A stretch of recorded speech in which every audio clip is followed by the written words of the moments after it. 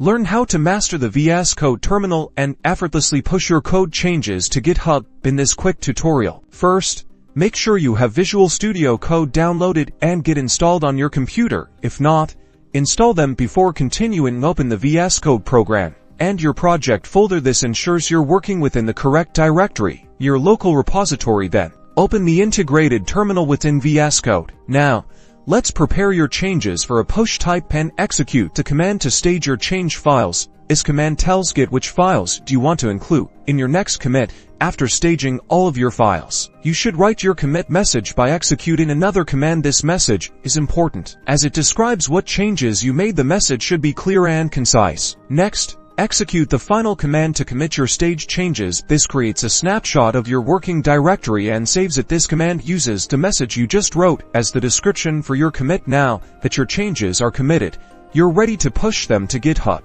If it is your first time, you will need to link your VS Code project to your GitHub repository. You can do this by executing a remote command. Next, it is time to push your commits to GitHub. Start off by executing a git push with the proper arguments. This sends your local commits to the remote GitHub repository.